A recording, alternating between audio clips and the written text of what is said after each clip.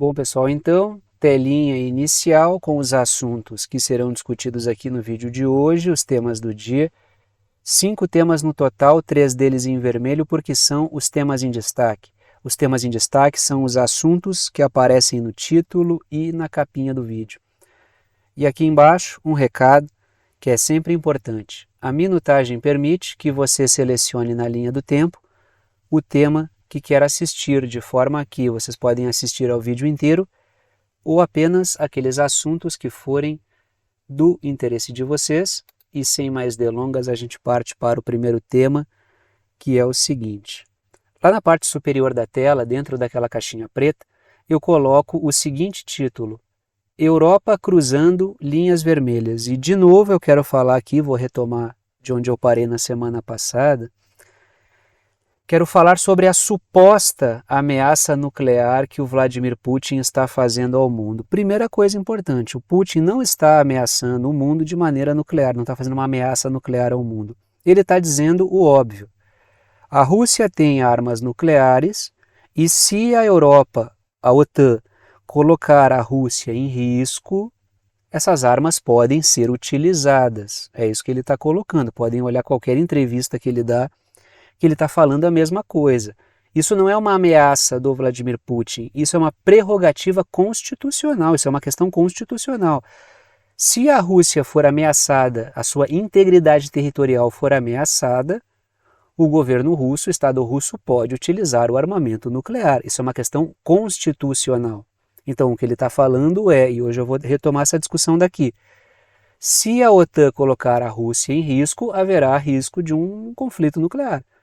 Isso não é uma ameaça, isso é uma obviedade. Né? Isso é uma obviedade segundo a própria Constituição da Rússia. Inclusive, ele está apontando que é a OTAN que está criando um risco nuclear. Caso contrário, se armas nucleares não podem ser usadas, eu não estou aqui fazendo nenhuma militância por usar armamento nuclear, tá? Muito longe disso. Só estou dizendo aquilo que, ao meu ver, é algo óbvio. Se um país não pode usar seu armamento nuclear quando está em risco de desintegração, quando é que ele vai usar armamento nuclear? E, repito, não é uma defesa do uso do armamento nuclear. Isso aqui é uma discussão que, ao meu ver, é algo bastante claro. Só estou esclarecendo o que está acontecendo aí. Trago a seguinte matéria. Vamos falar sobre essa questão aí, porque a mídia continua fazendo terrorismo. O Putin está colocando uma arma nuclear na cabeça do mundo. Não é? Acho que não é bem aí, não, né? Não é bem por aí. Os agentes do caos são a OTAN. É importante que a gente coloque na mesa isso aí. Trago a seguinte matéria. O Putin alerta sobre escalada nuclear devido ao envolvimento militar ocidental na Ucrânia. A matéria continua. O presidente russo Vladimir Putin emite alerta sobre a guerra nuclear em discurso sobre o estado da nação em meio à escalada do conflito Rússia e Ucrânia. Primeira coisa importante, inclusive é o que eu coloco ali nas letrinhas vermelhas. Tem uma foto do Vladimir Putin que eu acho que até dispensa apresentação, né? A mídia fala tanto no cara todos os dias ou todas as semanas que eu acho que a mídia corporativa fala mal, na verdade. Né? Dificilmente o Putin aparece na mídia corporativa que não é para tomar um monte de pedrada.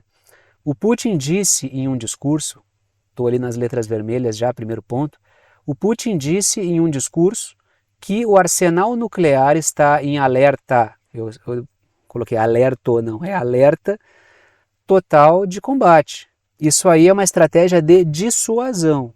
O que o Putin está falando? Parem de fazer o que vocês estão fazendo, caso contrário, o mundo entra num risco nuclear, de guerra nuclear. Como vocês estão deixando claro que tem certas intenções, eu estou deixando claro que eu estou me preparando para uma situação pior. Porque o Putin está diante da OTAN que tem armamento nuclear. Então ele está dizendo, estou deixando de prontidão aquilo que pode acabar dissuadindo vocês de seguir esse caminho, que é armamento nuclear e a capacidade que a Rússia tem de atingir os mais variados pontos no planeta com seus mísseis balísticos intercontinentais, com ogivas nucleares no caso. Uma coisa é dissuadir, outra coisa é ameaçar. Uma estratégia, ela busca manter as coisas tais como estão, a outra busca mudar a situação. O Putin disse, se a coisa ficar por aí, eu também fico por aqui. É muito diferente de tentar criar uma situação de transformação do panorama. letrinhas azuis. O Putin sabe que sem dissuasão contundente, sem uma tentativa de fazer com que a OTAN mude o seu curso, a OTAN não irá parar a sua expansão, porque o que a gente está vendo desde que acabou a União Soviética é a continuidade da expansão da OTAN em direção ao leste, em direção à Rússia, inclusive incorporando países que antes faziam parte do Pacto de Varsóvia, que seria o bloco soviético, o bloco socialista, durante a Guerra Fria. Ou seja, tinha a OTAN e o Pacto de Varsóvia.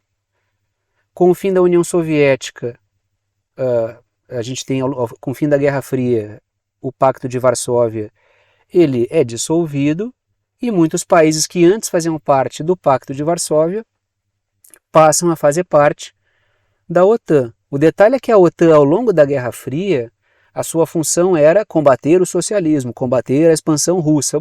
Muito dos discursos que são usados hoje, salvo o fato da Rússia não ser mais um Estado socialista. Só que aí mudou, claro, não chama-se mais a Rússia de socialista, a OTAN trabalha em cima do risco chinês socialista e a Rússia é meramente o risco russo. Só que, acabada a Guerra Fria, se a causa de existência da OTAN era combater a expansão soviética, combater o risco russo, a OTAN não deveria mais continuar existindo. Mas muito pelo contrário do que deveria ter acontecido, a OTAN não só não acabou, como continuou avançando. E isso trouxe a gente para a situação na qual a gente se encontra hoje. Então, se a Rússia não fizer nada, a OTAN vai continuar expandindo. E até colocar armas debaixo da cama do Putin, até derrubar o Putin do poder. Tanto é que os Estados Unidos já admitiram, a própria Victoria Nuland, que é um componente do governo Biden, mas já foi do governo Obama também, uma figura nociva do Estado dos Estados Unidos, já disse que a Rússia frustrou um plano dos Estados Unidos que era levar ao poder um governo na Rússia mais alinhado com os interesses da OTAN. Então é um projeto dos Estados Unidos, da OTAN, derrubar o Vladimir Putin, admitido pelos Estados Unidos. Letrinhas azuis, continuamos aí. Ainda no mesmo assunto. O Putin frisou que após selecionar os alvos civis dentro da Rússia, o que a OTAN e a Ucrânia chamam de defesa ativa, que é seguro que tem na Ucrânia, não permite mais avanço russo, que até isso está difícil, e dentro do possível ataca em profundidade o território russo para gerar danos ao Putin. Só que os ataques estão sendo promovidos contra locais civis.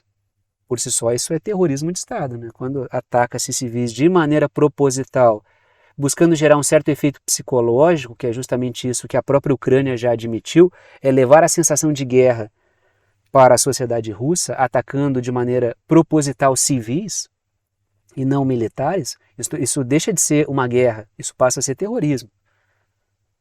Então o Putin frisou que, além dessas atividades terroristas, agora a OTAN quer enviar tropas suas para a Ucrânia. Aí já entra num confronto direto entre Rússia e OTAN. Tendo a Rússia armamento nuclear e tendo a OTAN também armamento nuclear, o que o Putin está dizendo é óbvio, existe o risco de uma guerra nuclear. Por quê? Por causa de certos passos que a OTAN está dando. Então não há nenhuma ameaça, há uma constatação, a constatação do óbvio. Se ele faz essa fala para chamar atenção, para gerar dissuasão, é porque ele não quer que realmente isso aconteça. Não é do interesse da Rússia, assim como também não é do interesse da Europa, que uma guerra seja iniciada. Então, essa questão do que é a linha vermelha que eu coloco no título, Quando o Putin ele fala, olha, há o risco de uma guerra nuclear porque vocês estão atacando o território russo e vocês também estão cogitando mandar tropas para a Ucrânia, tropas da OTAN, para lutarem contra tropas russas. Isso são linhas vermelhas que ele vai colocando. Se vocês cruzarem a linha vermelha, pode acontecer um problema ali que é uma resposta nuclear. Pode. É uma dissuasão, Letrinhas vermelhas. O Putin repete sempre que o Ocidente está criando um cenário de guerra nuclear no mundo, porque quem está forçando a Rússia a tomar essas medidas, de colocar o seu arsenal nuclear em alerta total, é o projeto da OTAN. E tudo começou, né, tudo começou não, mas essa nova onda de tensões começou com a fala do Macron, que inclusive eu trago de novo aqui o Macron reafirmando. Mas tem uma questão política que eu vou trazer de volta aqui para a gente explorar, né? Matéria do Portal Político. O Macron mantém comentários sobre o envio de tropas para a Ucrânia, ou seja, ele reforça aquilo que gerou tensão na semana passada. O presidente francês enfrentou uma enxurrada de críticas, mas disse que os seus comentários foram pesados, não pesados no sentido de ter peso, né? No sentido de, fez um comentário pesado, foi no sentido de que foi medido, né? Aquilo ali foi para a balança, ele fez essa medição antes de falar. Então foram pesados, pensados e medidos. E eu concordo, vamos falar um pouco sobre isso, né? Gerou tensão, sim, mas a tensão também é uma ferramenta. Assim como o Putin citar aquilo que todo mundo sabe que ele tem, é o que é uma dissuasão, o Macron também está falando. Esses caras aí, eles não falam à toa, entendeu? Tudo que um político lança a público, para o público, né? Tudo ali tem uma estratégia, tem um objetivo. Às vezes até o deslize é planejado, embora existam deslizes não planejados. Né? Letrinhas verdes, continuamos aí. Terceiro ponto. O Macron vinha sendo criticado por não ajudar suficientemente a Ucrânia.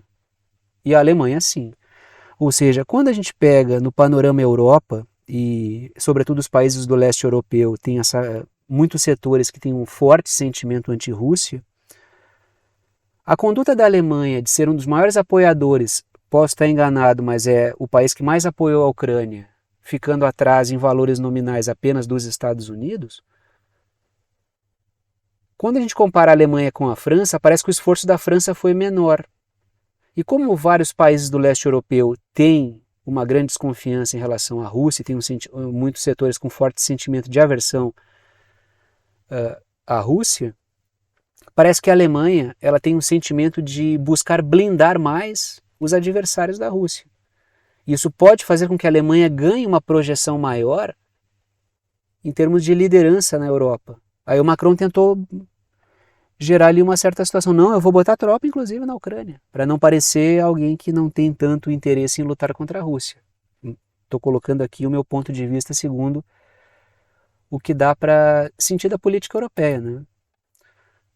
Letrinhas azuis, continuamos. Parecendo ter uma postura frouxa, o Macron acaba perdendo a confiança de países do leste europeu. Ele poderia perder. Aí ele fez essa fala que me parece que gerou um impacto muito positivo no leste europeu. Porque existe uma disputa, e já falei isso algumas vezes, mas eu sempre vou amarrando notícias novas com o que já foi discutido. Tem uma disputa ali entre Alemanha, Polônia e França pela liderança militar da Europa, para ser uma liderança da Europa continental. Então, se a Alemanha tem uma projeção, digamos assim, numérica, porque ela, em termos de valor, de quantidade de dinheiro, foi quem apoiou mais a Ucrânia, só ficando atrás dos Estados Unidos, acho que é algo por aí, a França precisa mudar o seu discurso ao menos, se ela não vai, se pelo menos eu não vi mudanças em termos de quantidade de dinheiro, embora os países estejam buscando relações bilaterais com a Ucrânia. Mas a França tenta mudar, pelo menos discursivamente, esse panorama, criando uma imagem de quem busca apoiar mais a Ucrânia a ponto de colocar tropas na Ucrânia. Eu não acho que isso vai acontecer. Pode ser que aconteça, claro, tudo pode, mas eu não acho que é para valer. Não acho que a Europa, que a França hoje esteja em condições, muito embora tenha toda a situação de espaço que a França está perdendo no continente africano, muito por causa do sucesso da política externa russa na África, muito por causa da própria intervenção dos Estados Unidos e Reino Unido sabotando a França na África, muito embora a França possa buscar uma desforra ajudando a Ucrânia, não acho que a França esteja realmente disposta e nem tenha coesão política para fazer uma coisa desse tipo. A Polônia nem se fala, porque se hoje poloneses forem mandados para morrer na Ucrânia, os fazendeiros vão botar fogo na Polônia inteira. Porque existe a questão dos grãos ucranianos, que eu vou discutir de novo com vocês daqui a pouco aqui. Continuamos aí, por falar em incêndio no cenário político europeu. A Finlândia diz o seguinte, no governo finlandês, a Ucrânia é livre para bombardear a Rússia com as nossas armas. A matéria continua. Helsinki então, ou seja, estão falando do governo da Finlândia. Também instou a Alemanha a considerar seriamente o envio de mísseis Taurus, né, mísseis de cruzeiro, de longo alcance para ajudar Kiev a atacar o território russo. Essa estratégia de usar certos países do leste europeu, do Báltico, para pressionar os países da Europa Ocidental, né, essa porção mais voltada para o Atlântico aqui, né, ela foi corriqueira ao longo de toda a história recente, na verdade, né? Ou seja, usa a Finlândia para pressionar a Alemanha. É como se a OTAN usasse essa questão de alguns setores políticos e sociais do leste da Europa para pressionar o oeste da Europa a fazer algo mais. E a gente percebe a Finlândia que ela se coloca numa situação complicada, porque era uma zona neutra, não tinha nenhum tipo de risco de ataque russo, nunca houve sequer qualquer cogitação na história recente da Rússia em relação à Finlândia, não havia nada colocado ali. A própria Rússia repetiu várias vezes, a Finlândia não tinha motivo algum para fazer o que fez. Não tinha nenhuma questão ali que tivesse, pelo menos que gerasse um risco da Rússia intervir na Finlândia. Então a Finlândia perde um status importante, que era de ter uma zona neutra ali, né? E hoje se coloca como uma espécie de Ucrânia 2.0, né? Porque já vou botar o mapinha, tá? Do lado da Rússia. Letrinhas verdes. A Finlândia e a Rússia têm uma enorme fronteira e é uma zona agora de fortíssima tensão com a OTAN. Porque o que era uma enorme zona neutra de contato virou uma enorme superfície de contato com a OTAN. Você tem mais de 1.000 quilômetros, posso estar enganado, mas tem mais de 1.000 quilômetros de fronteira, entendeu? Nessa Finlândia e Rússia aí. Aliás, a Finlândia é pintada de laranja e a Rússia, parte da Rússia é pintada de verde. Olhem o tamanho da fronteira, isso é uma enorme superfície de contato agora. E a Finlândia dizendo, mandem armas nossas, podem usar nossas armas para atacar a Rússia. Letrinhas azuis. A cúpula da OTAN utiliza a postura de setores do leste europeu para pressionar a Alemanha e França, ou seja, a Europa Ocidental, a terem uma conduta mais hostil contra a Rússia. Eu sei que tem essa coisa de Europa Central, o oeste da Europa e o leste europeu. Eu estou dividindo no meio assim, a porção ocidental e a porção leste da Europa, tá? Estou fazendo uma coisa bem genérica aqui. Mas o fato é esse. Está levando países que têm setores com um nível de hostilidade maior a Rússia pressionarem a Europa Ocidental. Inclusive a Alemanha seria importante que mantivesse boas relações com a Rússia por interesses econômicos, energéticos. Mas como eu sempre digo, o interesse da OTAN é abalar as relações da Alemanha com a Rússia. A Alemanha é um membro da OTAN, mas quando eu falo OTAN aqui eu falo a cúpula da OTAN. O interesse britânico-estadunidense é fazer a Alemanha e Rússia colidirem, né? Mais uma matéria. Relatos da mídia alemã vazaram discussões sobre o ataque à ponte da Crimeia como classificadas como autênticas. O camarada perguntou, Thiago, tu tá sabendo aí dessa história dos áudios vazados e tal? Aí eu até comentei, vou falar amanhã, no caso amanhã é hoje, né? Que eu tô falando com você sobre isso. Para mim, honestamente, tá? Isso aí vem de certos setores militares que ultra infiltrados pela OTAN, a Alemanha é um país ocupado pelos Estados Unidos basicamente através da OTAN, vazado para setores de mídia pró-OTAN, né, pró-interesse britânico-estadunidense, para serem lançados para gerar uma grande tensão entre a Rússia e a Alemanha. Coisa que tem sido corriqueira. A quantidade de matéria que serve para piorar o quadro da política alemã não é pouca coisa.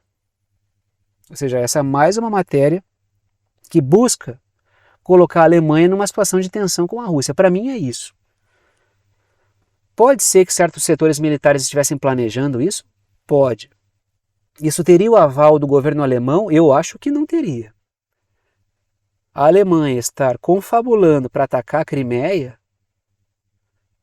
eu não acho muito provável. Pode ser discussão que passa ao largo, mas a Alemanha, ela tomou todo o cuidado ao longo do conflito para tentar ir até onde era possível.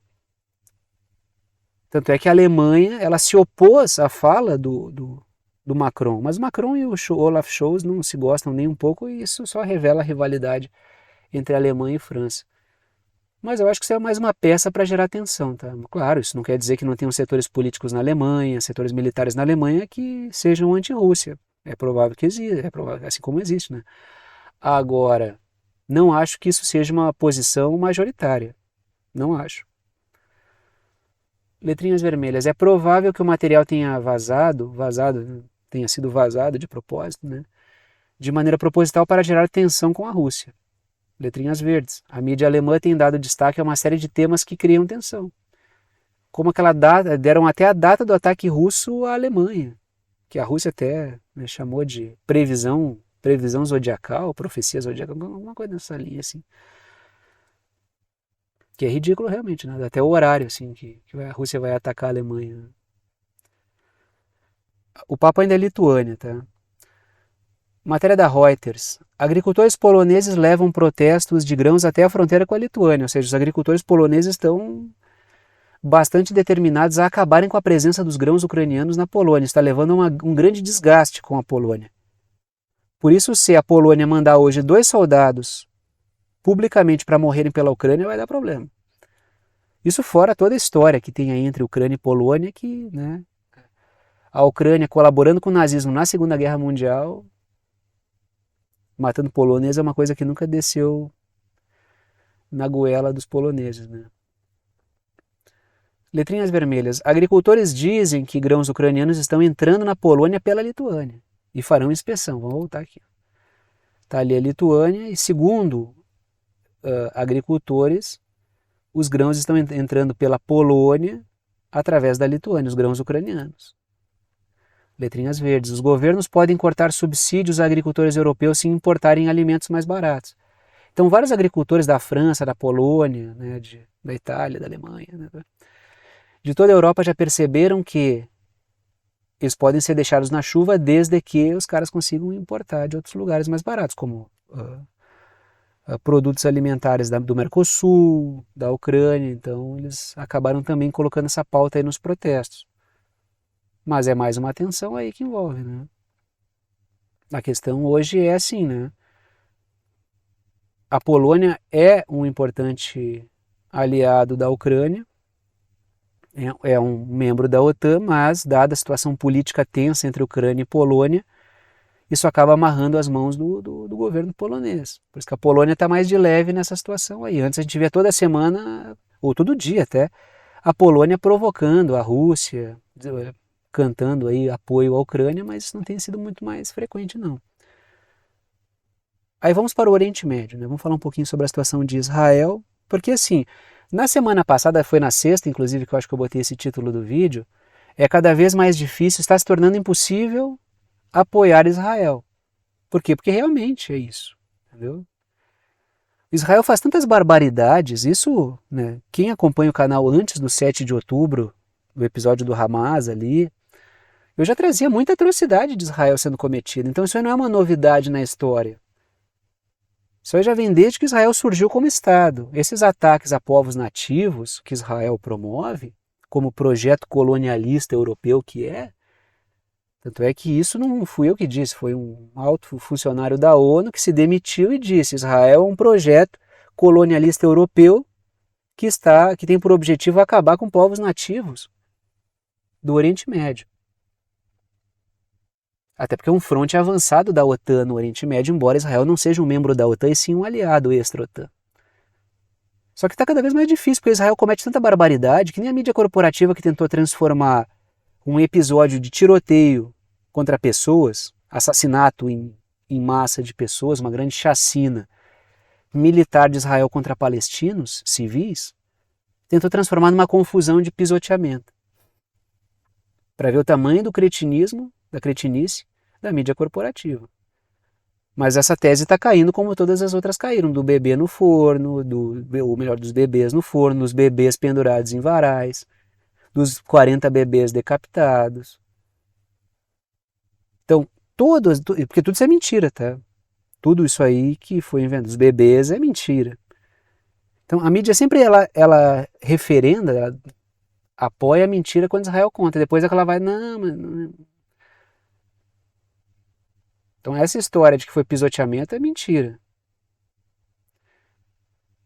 traga o seguinte título: Protestos em Israel e Estados Unidos na contenção ainda da imagem de Israel, tentando ainda segurar a onda, né?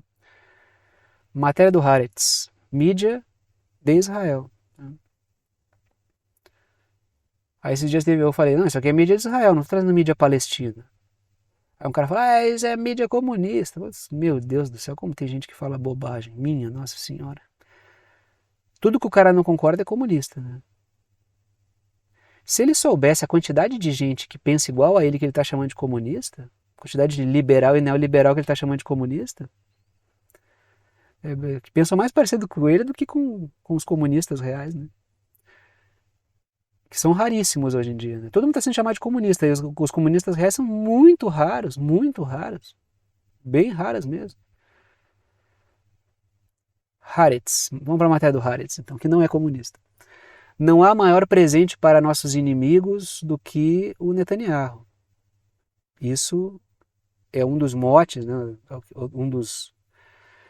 É uma das sensações que pairam por Israel, né? Milhares de pessoas protestam em Israel contra o governo, 7 presos em Tel Aviv, ou seja, a batata do Netanyahu está assando há muito tempo. Ele conseguiu maioria para governar, mas ele está se complicando cada vez mais. Inclusive o Netanyahu pode terminar preso toda essa situação, porque ele está fugindo aí de vários casos que ele está envolvido.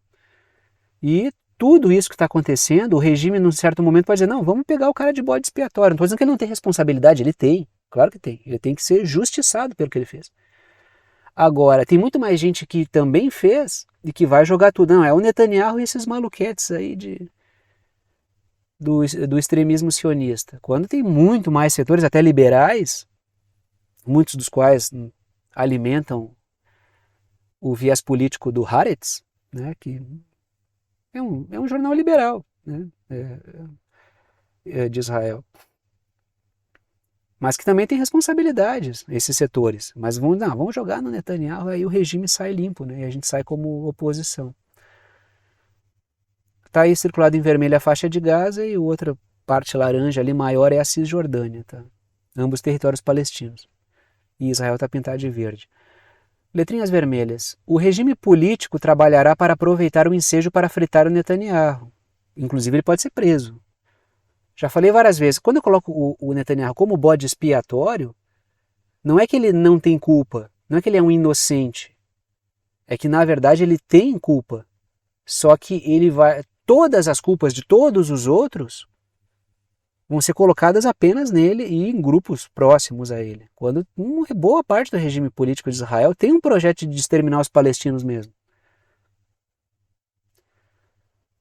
Letrinhas azuis. O Netanyahu sempre se gabou por ter usado o Hamas para dividir os palestinos. Isso também está tudo arquivado, né? Os caras produzem provas contra si próprios quando vão falando ao longo do tempo. Então ele sempre se gabou por ter mantido os palestinos divididos, fortalecendo o Hamas para que a autoridade palestina não tivesse todo o espaço que poderia ter. A questão é que ele produziu isso. Então ele disse, olha, eu alimentei o Hamas. E esse retorno do Netanyahu foi muito pior do que antes, né? Quando o Netanyahu saiu da outra vez, ele saiu do poder e subiu o Naftali Bennett, eu falei, a tendência do Naftali Bennett é ser pior do que o Netanyahu. Aí veio um monte de gente, tu é defensor do Netanyahu. Não, estou dizendo que o Netanyahu é um político fisiológico, que o arranjo que levou o Netanyahu ao poder na outra vez, ele era menos... ele tinha uma tendência menos destrutiva do que os que levaram o Naftali Bennett ao poder. E o Naftali Bennett realmente foi muito mais violento do que o Netanyahu anterior. Aí quando o Netanyahu voltou, eu falei, agora o Netanyahu, esse próximo Netanyahu vai ser pior do que o Bennett e pior do que o Netanyahu anterior. E foi. Por quê? Porque isso tem a ver com a conjuntura. Muita gente analisa a política como se fossem pessoas decidindo. Não, mas são grupos de poder que dão maioria para o cara. O cara voltou com o pior da política de Israel, entendeu? Que é o extremismo sionista, Ben-Gvir, Smotrich. Então, lógico que ia ser horrível. Letrinhas azuis. Ficou evidente que Israel não deu nenhuma centralidade à questão dos reféns. Isso é outra coisa que leva a protestos, né? Usou o episódio para varrer os palestinos de Gaza, o que significa que foi mais uma peça da expansão sionista. Os reféns nunca deram bola para eles no final. Israel nunca deu bola. Deixa eu ver se eu falei tudo aqui. É isso aí. Então, todos esses elementos aí, as pessoas percebem. Existe uma grande insatisfação porque ficou claro que o governo de Israel não deu bola para os reféns. Estava focado em destruir Gaza e expulsar os palestinos, promover limpeza étnica mesmo. Poderia ter matado todos os reféns. Israel poderia ter feito isso se o Hamas tivesse colocado os reféns em prédios e apartamentos ali, todos estariam mortos já. Se Israel conseguisse destruir, alagar e jogar o gás venenoso nos túneis como queria, só que o Hamas acabou impedindo isso, porque promoveu bloqueios e uma série de entraves a esses planos, teria afogado e matado todos os reféns sem sequer pestanejar. Israel nunca deu bola para refém nenhum. E os próprios reféns, muitos dos que foram libertados, disseram que Israel nunca deu bola para nós. Letrinhas vermelhas. O extremismo sionista jogou no lixo os acordos de Abraão. Mais um motivo para muitos setores não quererem ver mortos esses setores sionistas. Não porque discordem da pauta ou que gostem de palestinos, mas porque esse projeto que trucidou palestinos aos montes estragou todas as relações possíveis que poderiam desenhar um acordo de Abraão, que é um braço da OTAN no mundo islâmico usando Israel, explorando a questão de xiitas e sunitas, contra o Irã principalmente. Isso acabou não vingando porque, bom, qual é o país muçulmano que vai fazer acordo com Israel matando palestinos, muitos deles muçulmanos, como está fazendo, entendeu? Por isso que tem setor da OTAN também que não aguenta esses caras como Ben-Gvir e Smotrich, porque são figuras muito, muito abjetas mesmo. É um apelo violento, barato, sabe? Mistura elementos de moral com discurso ultra-religioso. Falam abertamente em matar palestinos e ocupar o território palestino, entendeu? Invadir. Continuamos aí, né? Traga a seguinte matéria: como os assessores de Biden estão tentando proteger o presidente dos protestos. A equipe do presidente implantou táticas como organizar eventos menores e ocultar suas localizações precisas da mídia e do público para minimizar interrupções. Isso é uma campanha eleitoral. Então, para não ser chamado de apoiador de genocídio, de genocida, por causa da questão dos palestinos, porque está apoiando Israel, o Biden resolveu fazer comício privado. Comício em camarote. Por quê? Porque senão ele é chamado de genocida, de um monte de coisa. Ah, pelos trumpistas, não. Quem pensa que o Trump tem qualquer, digamos assim, qualquer carinho pelos palestinos ou por muçulmanos, está muito enganado. O Trump é ultra defensor do sionismo. Não se pense que o Trump vai ser oposição nesse sentido, entendeu? Assim como o Trump chamou os povos latino-americanos de merda. Entendeu? Eu sou povo latino-americano, eu não sou merda. Né? E então, essa crítica, ela vem dos próprios setores democratas. Letrinhas verdes. O Biden tem sido chamado de genocida em manifestações contra o massacre. Isso vem de próprios setores democratas que são pró-Palestina. Nem todo pró-palestino é democrata, muitos são independentes. Agora, isso não vai vir do Partido Republicano. O Biden pode perder voto por uma desilusão de democratas sobre o comportamento do próprio Partido Democrata. O cara pode votar no Trump, sei lá, porque o cara acha que o senso de alocação de dinheiro do Trump vai tirar muito dinheiro de guerra do Oriente Médio, e pode ser que aconteça. Não vai fazer por humanitarismo, vai fazer porque ele acha que é dinheiro mal gasto. Como ele já falou sobre o Iraque. O Iraque foi um erro. Não porque ele goste de iraquiano, que ele quer evitar a guerra, muito pelo contrário. Mas ele quer alocar dinheiro de uma maneira diferente. Questão de alocação de dinheiro. Porque o barato dos republicanos é que eles são mais, digamos assim, eu sei quem é o inimigo, entendeu? Eu sei que eles são meus adversários. Porque o presidente me chama de merda, por exemplo, como o Trump falou. Me perdoe, Thiago, falando merda. Não foi o Trump que falou. Foi ele que chamou o povo latino-americano de merda. Ele não foi uma vez no continente africano visitar, por exemplo. Que eu me lembre. Eu acho que ele não foi mesmo, uma vez no continente africano. Então ele tem um desprezo total pelo sul global. Mas eu sei que ele é meu inimigo, entendeu? Ele não usa esse discursinho tortuoso democrata para me ferrar enquanto parece inclusivo. Letrinhas azuis. O Biden tem perdido o apoio do eleitorado porque está dando suporte militar ao massacre e porque tem defendido Israel em órgãos internacionais. Como nesse caso aqui, ó. Já vamos entrar nessa matéria. Do The Cradle. Não é mídia corporativa, muito pelo contrário, tá? É uma boa fonte de informação. Washington bloqueia a declaração do Conselho de Segurança da ONU condenando Israel por o massacre da farinha, porque era entrega lá de, de alimentos, né? Então, ou seja, os Estados Unidos, mais uma vez, bloqueando uma resolução defendendo Israel. Letrinhas, continua ali, né? Além da assistência militar ininterrupta para a campanha de genocídio de Israel em Gaza, os Estados Unidos continuaram a fornecer cobertura política para Tel Aviv. São advogados de Israel. Acho que mais do que isso, até porque tem poder de veto, advogado não tem isso, né? Então é parte do júri e aí até o juiz muitas vezes. Ou seja, os Estados Unidos blindam Israel. Por isso que o Biden é chamado de genocida. Por isso que tem setores no mundo islâmico, sociais, que estão boicotando empresas dos Estados Unidos. Letrinhas vermelhas, a mídia tentou rotular esse episódio aí, que todo mundo viu na mídia que foi uma espécie de emboscada contra civis. Os caras começaram a disparar em civis quando eles queriam comer. Isso é uma atrocidade gravada. Quem está defendendo isso aí vai passar muita vergonha na história, entendeu? Porque isso aí está sendo gravado, cara. E está sendo transmitido ao vivo. Não é como aquelas gravações que os caras pegavam lá dos nazistas lá, que achavam os arquivos com vídeos e com um monte de coisa que o cara estava registrando aquilo ali para uma posteridade vitoriosa que nunca veio. Isso está sendo transmitido para a gente, entendeu?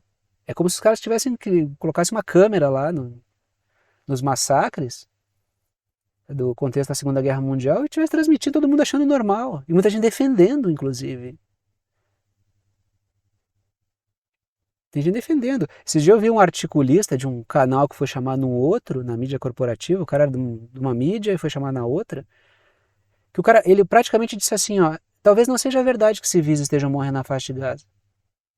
Isso foi tão constrangedor que até a mídia corporativa que chamou esse cara, que é de um outro portal de mídia, ela disse, então tá, muito obrigado e vamos cortar aqui porque pode ser que nosso canal caia do ar só por essa tua fala. Então ficou tão constrangedor que até a mídia corporativa se constrange quando vê esses articulistas de meia pataca querendo negar, né? Negar o que aconteceu, né? O negacionismo civil, né? De mortes civis em Gaza. Não gosto muito dessa expressão negacionista, acho que ela se presta bastante propaganda também. Mas enfim, né? O cara tá negando o óbvio ali, né? Então a mídia tentou rotular o episódio como confusão que levou pessoas a morrerem pisoteadas. Não foi isso, foi militar disparando mesmo. Letrinhas verdes. O lobby sionista dos Estados Unidos força o país a atuar como um advogado de Israel em órgãos internacionais. Então a gente nunca sabe onde começa Estados Unidos e onde termina Israel e vice-versa, né? Agora a gente vem para a Colômbia. Vem para a Colômbia e vem para a América do Sul aqui. Vamos falar um pouco sobre a Venezuela e a Colômbia. Né? Começa pela Colômbia aqui. A Colômbia busca um novo fornecedor. Por quê? Um fornecedor de armas para contratos militares porque rompeu com Israel por causa do massacre em Gaza. Né? Traga a seguinte matéria. Não há novo contrato.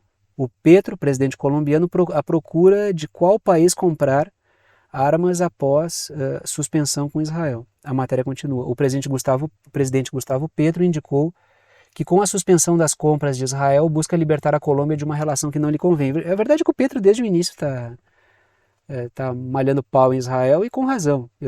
Fiz várias críticas ao Petro aqui, mas a condução que ele tem tido no que tange essa questão da faixa de Gaza tem sido adequada. Né? Na cúpula da CELAC, que aconteceu em São Vicente e Granadina, né? Acho que foi lá. É uma daquelas ilhas que estão ali ao norte da Venezuela, né? Tem várias ilhas menorzinhas ali. São Vicente e Granadina é uma daquelas ali. Na cúpula da CELAC, o Petro deu uma resposta a um novo episódio do massacre em Gaza. Então, ele usou isso para dizer, não, a gente vai cortar relações. Claro, tem muita coisa já que o Petro sabe que é de intervenção inadequada de Israel na Colômbia, que faz parte da história da Colômbia, mas ele está aproveitando esse ensejo com razão para cortar essas relações. Letrinhas azuis. O episódio da matança de palestinos próximos ao comboio humanitário gerou uma nova crise. Israel ficou mais exposto ainda. A imagem de Israel, que já estava se degradando uma semana depois de ele ter começado a massacrar civis, hoje já virou fumaça completamente. Letrinhas azuis. Desde o início do massacre, o Petro tem feito duras críticas a Israel pela matança de civis em Gaza. Desde o início, isso aí é preciso admitir. Né? Agora vamos falar do Nicolás Maduro, né? Que falou na mesma cúpula da CELAC. Aí, né? O Maduro disse o seguinte: a América Latina tem que ser um território livre de sanções econômicas, que é uma das armas dos Estados Unidos e promovem caos. A Venezuela sabe muito bem disso, Cuba sabe disso, a Nicarágua sabe disso. Os países sancionados pelos Estados Unidos sabem disso. Letrinhas vermelhas. Na cúpula da CELAC, o Nicolás Maduro disse, o governante da Venezuela, né, disse que os Estados Unidos perturbam a paz ao impor sanções a países da América Latina, que são um território de paz. Então ele quer que isso seja superado, essa questão das sanções, que é um ataque contra o país. Né? É um ataque que gera desordem, fome. É um ataque econômico, mas que tem desdobramentos dos mais variados possíveis. Né? Letrinhas verdes. O Maduro também criticou os Estados Unidos por destruírem o avião comprado do Irã, que estava retido na Argentina, mas que quando Milei chegou ao poder ele mandou o avião para lá. É um avião que a Venezuela comprou de uma empresa iraniana, né? E como o Irã tem sanções contra si, contra a Guarda Revolucionária Iraniana, e essa empresa aí que vendeu também tinha, o avião ficou retido na Argentina e depois foi enviado para os Estados Unidos, que apreenderam o avião e destruíram o avião venezuelano por causa das sanções ao Irã. Aí o Maduro relembrou essa situação aí, que é uma situação absurda, completamente absurda, né? Já não basta os Estados Unidos promoverem pirataria em mercadoria do Irã porque tem sanções. É filhote de britânico, só pode promover pirataria mesmo. Aí terminamos com o Milei, né, que está pulverizando o argentino. Né? Se tinha uma... daí vem os bonecos os neoliberais anarcocapitalistas, que é tudo a mesma coisa, né? E assim, o neoliberalismo é uma versão bem apodrecida do liberalismo, que já não é grande coisa, né? A gente está falando de momentos diferentes e um estágio de putrefação constante e progressiva de um certo modelo. Né? Então, assim, o liberalismo, o neoliberalismo, tem um anarcocapitalismo que é uma versão ultra apodrecida. Não sei nem se dá para usar uma expressão desse tipo. Então, a gente tem gradações assim de nível de decadência.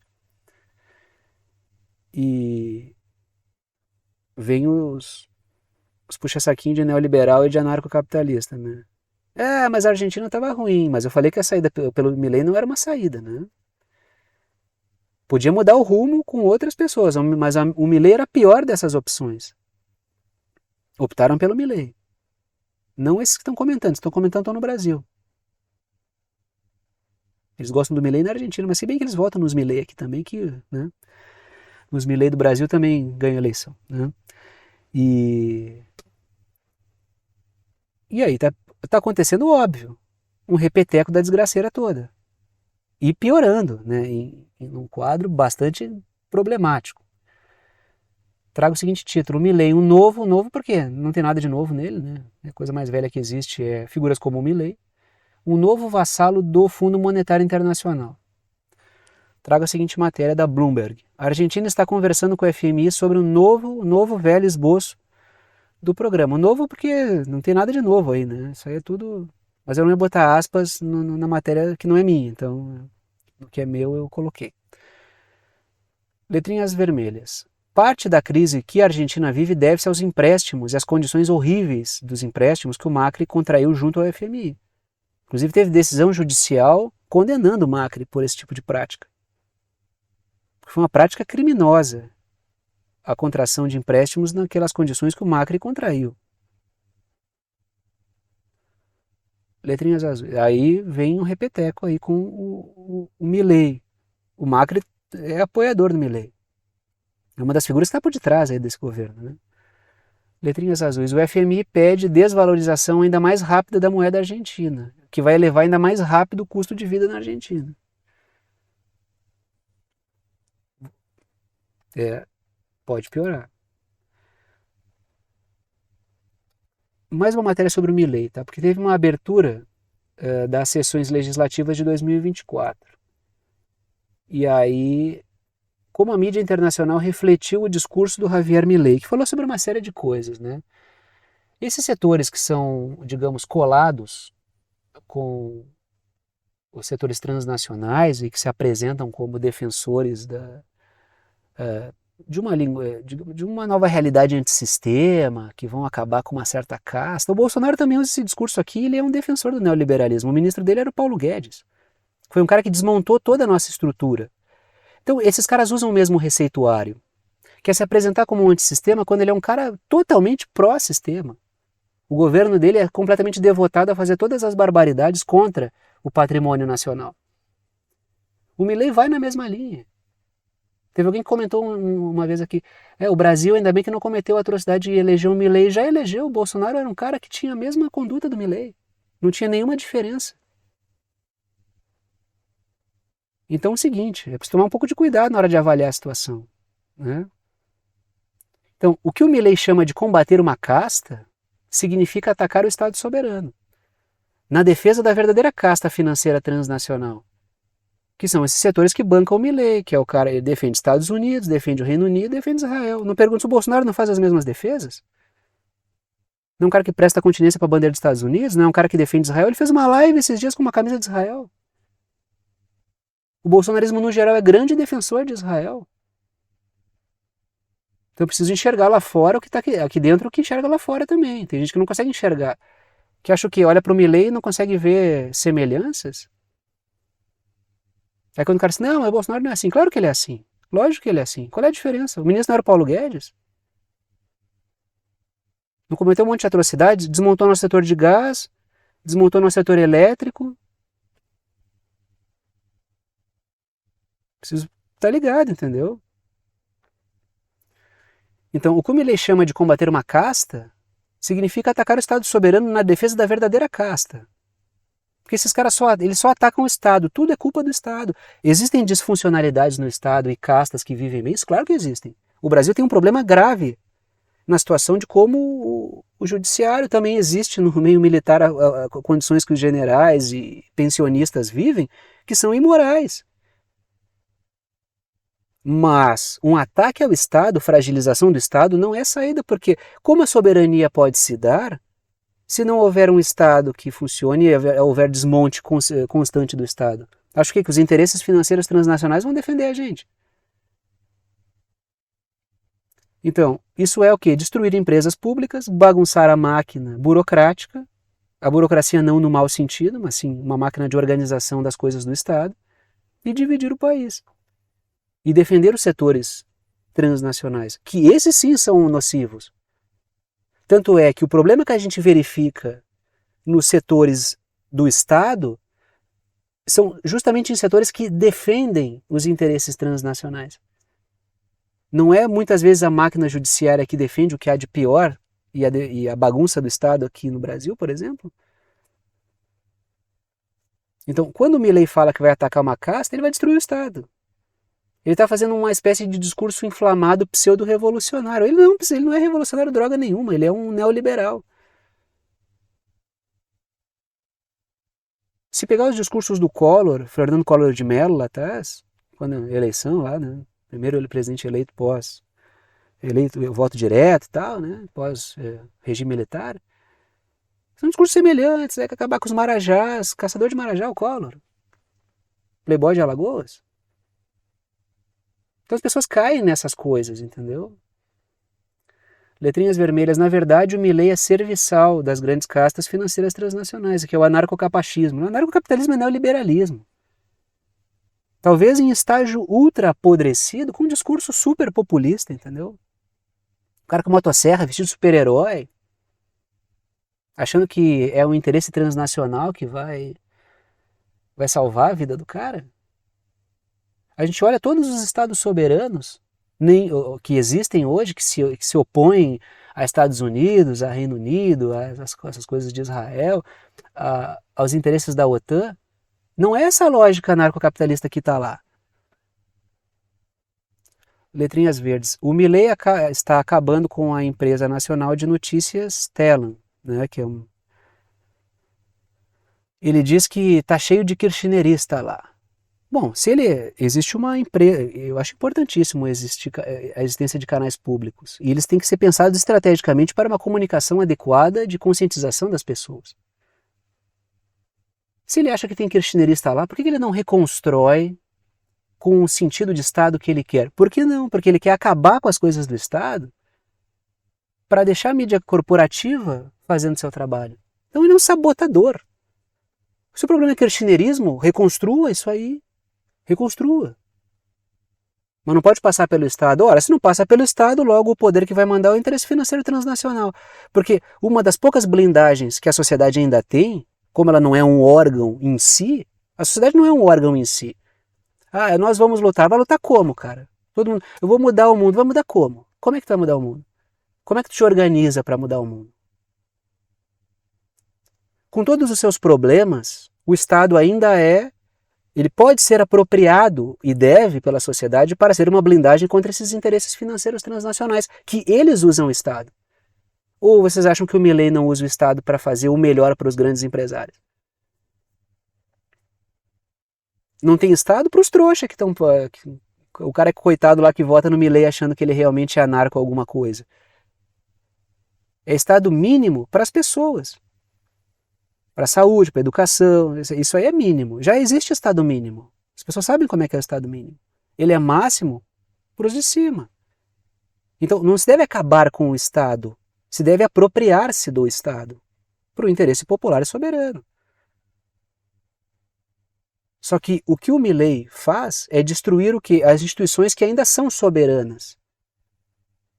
Ele não está corrigindo a disfuncionalidade do Estado, ele está acabando com o Estado e deixando o que resta de Estado apenas o que defende os interesses de cima. É muito complicado isso, né? Por essa via de defender figuras desse tipo aqui, vai ser... E quanto mais na merda os caras se encontram, me perdoe a expressão, mais eles têm um discurso revoltado, que não resolve nada a vida deles. Então o desespero vai batendo e ele vai elegendo figuras cada vez piores. Eu fico imaginando o que vai ser daqui a uns anos, o que pode ser pior do que Milei, Bolsonaro, esses caras aí, entendeu? Porque eles não agregam nada. O neoliberalismo sempre foi perigoso, mas está ficando uma coisa assim cada vez mais rasteira e complicada, entendeu? É muito difícil isso, assim, cara. Até para o nível de discussão mesmo. O cara pode chegar e ter um bate-boca com o liberal sobre ideias, assim, entendeu? Eu vou discordar do cara, muito, assim. Agora, com isso é uma discussão impossível, porque é um nível de bobageira que não dá, é um comunista atrás da cortina, é um não sei o que ali, é uma ordem secreta de... Pô, não tem como haver uma troca de argumentos, entendeu? Porque é tudo baseado numa paranoia muito louca, assim. É um cara vestido de super-herói com uma motosserra na mão. Como é que eu vou contra-argumentar isso aí? O cara vai dizer, ele é demais, porque ele imita muito. Como é que eu vou falar? Como é que tu vai ter uma discussão com isso aí? O cara argumenta até um ponto. Depois, quando entra na fase da loucura, pode sair de perto só, entendeu? Então aí, né? Momento final do vídeo. Momento de passar o chapéu, pedir apoio financeiro para aqueles que gostam e querem ajudar o canal, aqueles que veem que o canal é importante para a formação da sua compreensão sobre temas internacionais e geopolíticos.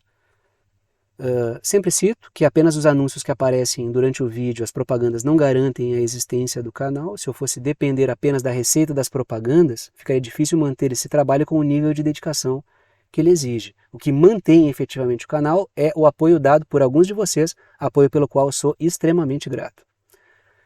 Estão aí as 3 formas de apoio, as 3 são bem-vindas, não estão em ordem de importância, escolham uma delas e apoiem com quanto vocês quiserem. É uma ajuda solidária, ajuda quem pode, ajuda quem quer e ajuda com quanto quiser. Tá? Estão aí as 3 formas de apoio. A primeira forma por boleto bancário ou cartão de crédito pela plataforma Apoia-se. Está aí o endereço, o link, o site do Apoia-se, que é uma plataforma de apoio virtual. Segunda forma de apoio é pelo Pix. Está aí a chave Pix, que é uma chave de e-mail. Tem gente que usa o número do celular, número do CPF, número do CNPJ como chave Pix. Eu uso um e-mail. Se vocês digitarem pixverdadeconcreta@gmail.com. Lá na chave Pix, escreverem isso, vai aparecer o meu nome, que é Thiago, e vocês podem fazer a doação no valor que vocês quiserem. E a terceira forma de apoio é pelo botão Seja Membro, botão que fica aqui embaixo do vídeo, ajuda direto pelo YouTube. Tem algumas faixas de valor ali pelo Seja Membro, vocês escolhem aquela que mais se adequar àquilo que vocês querem ajudar. E então é isso, repito, as três formas são bem-vindas. Repito também, agradeço aos que apoiam pela confiança no trabalho. Vou parando por aqui, que eu estou quase chegando no minuto, e até tomei cuidado aqui para não estourar um minuto, não, chegando quase a 1 hora. Então vou parando por aqui e tchau para vocês.